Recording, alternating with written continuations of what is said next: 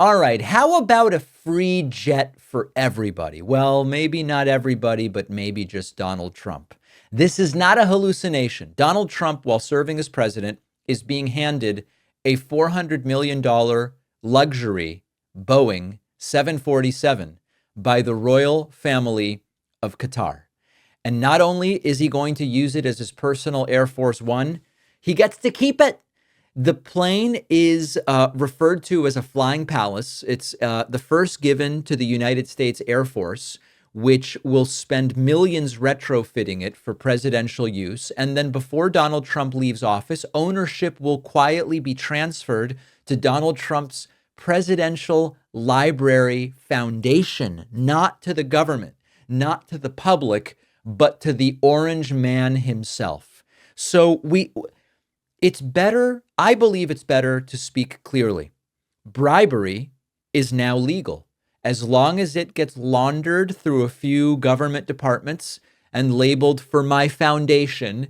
It magically doesn't violate the emoluments clause of the Constitution. It's dead, that emoluments clause. Oversight? No. It's just, a sticky note from Attorney General Pam Bondi who says, this is totally fine. Don't worry about it.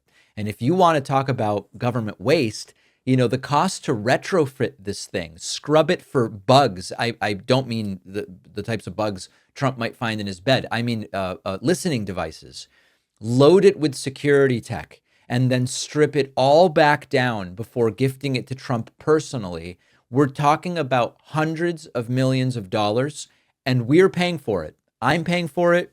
You are paying for it, assuming that you pay taxes to the United States government. It will make Trump's military parades look like a bake sale for a few bucks.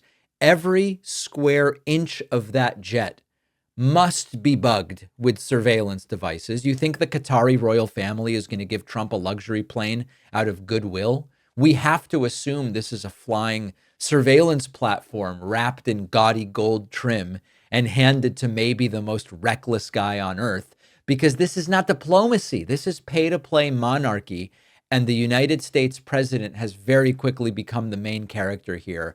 And just as a contrast with how far we've fallen, think back to when Jimmy Carter gave up his peanut farm to avoid the appearance of a conflict of interest.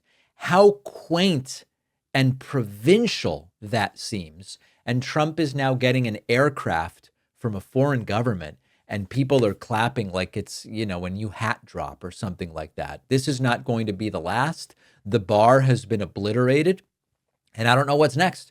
A palace in Riyadh for Trump and his presidential foundation, a private island maybe in the United Arab Emirates. I don't know. The precedent is set. Now, the natural question is whether this is legal.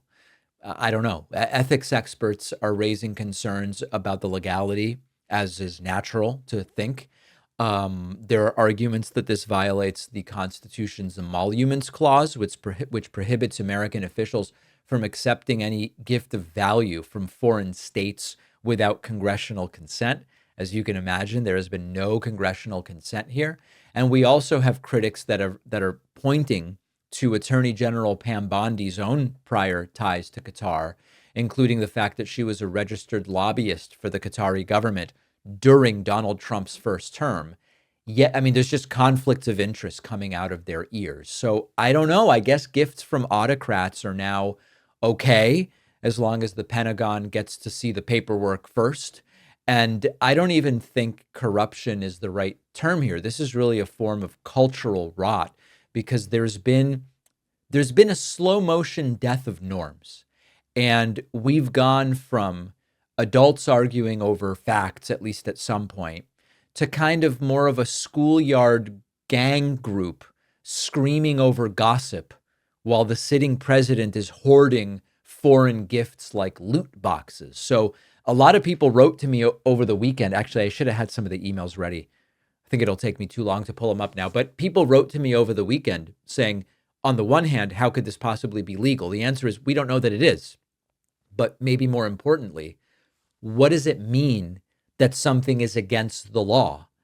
Even the concept of being against the law seems like some technicality at this point, because if there's no mechanism to enforce that law, if there's no overarching structure that might actually impose consequences when you break the law, what does it mean that something's against the law? And I know I've said this before, but as we've talked about over the last few weeks with regard to the deportations without due process, when we start a sentence with, well, the Constitution guarantees that, and then we say, wait, what does it mean to guarantee something unless you have a mechanism of guarantee and a mechanism of enforcement? I don't know the answer.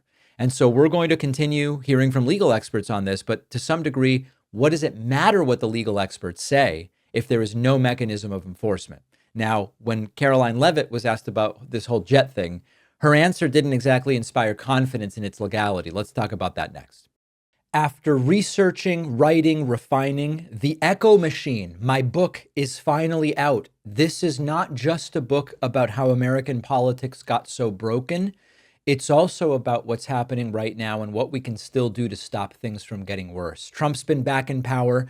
The results have been even more catastrophic than many feared, with targeting of political opponents and gutting democratic institutions, laying the groundwork to even further consolidate power. But the thing is that none of this is inevitable. The same forces that brought us here can be countered if we understand how they work and what to do about them. And that's what the Echo Machine is all about. Some say that without corporate media backing, books like this can't succeed.